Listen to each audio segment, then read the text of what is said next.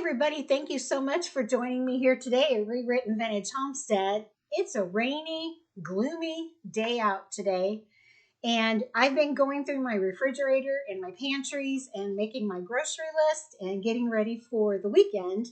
But have you seen the new recipes that have been coming out using the Amish friendship bread starter? So when I was first introduced to the starter, it was in like the early 80s, and a friend of mine gave me a division of hers. And at that time, really all you could make out of it was either the regular, it's kind of like a cinnamon bread, or a chocolate version of the bread. And the cinnamon bread is very good. The chocolate version is to die for.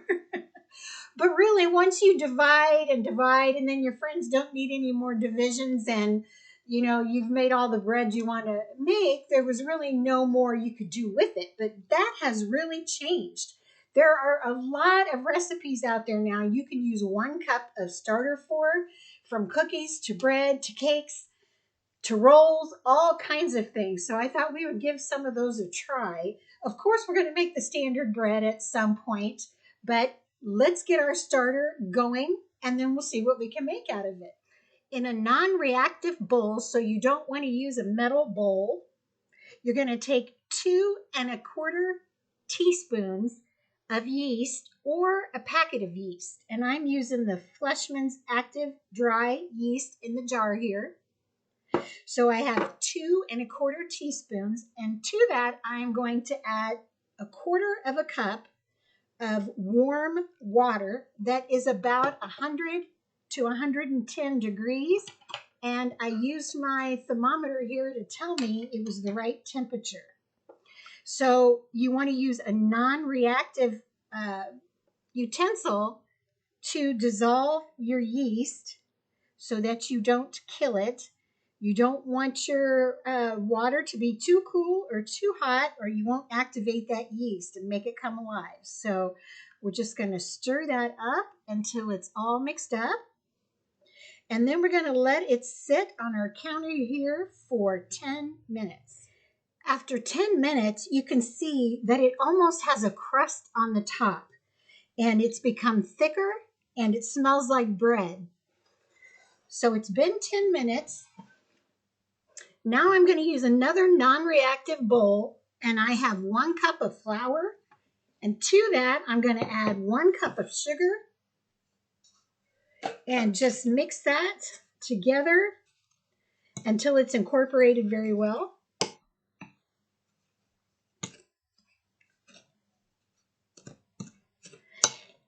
Make sure you don't use a reactive fork or spoon here. Now I'm going to take 1 cup of milk. I'm going to add that a little at a time and get everything mixed up. I've just been blown away by all of the new recipes that have come out. Oops, I just made a mess. With the starter. It's been a long time since I visited this, so I was pretty excited about it. It's so easy. And when this is something that my granddaughters, when they were younger, I would give them a starter and they loved it. Eventually you get tired of it. But something else I discovered is that you can freeze your starter. So instead of giving it away to friends, put it in the freezer, and then when you're ready to make some cookies, you already have it. Okay, we're going to add the last of this milk. My voice is starting to go on me. I tell you, I don't think I'm ever going to get rid of this respiratory infection. It's been something. Okay, there we have that mixed up nice, beautiful batter here. Now I'm going to slowly add in my yeast and my water that we dissolved. See how easy this is? It's like 1 cup flour, 1 cup sugar, 1 cup milk, your yeast and your water. That's it. So easy.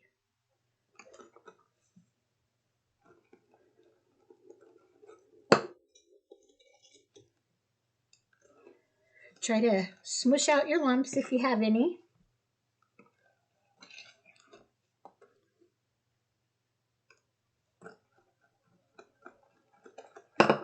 That's the last of it.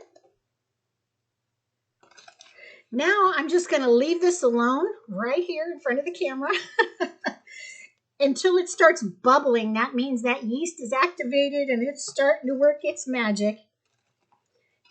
And then I'm going to transfer it to a Ziploc bag where that will be its little home for the next 10 days. So let's leave this baby alone and let her start working her magic.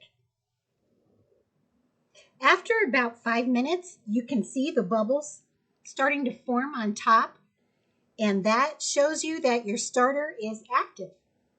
So now what we're going to do is I took a gallon size bag here and I wrote the directions to the Amish friendship bread that you have to feed after so many days. I'm going to pour this in there and then we'll go over the directions. So it makes it easy to remember what you need to do if you write the directions on your Ziploc bag here.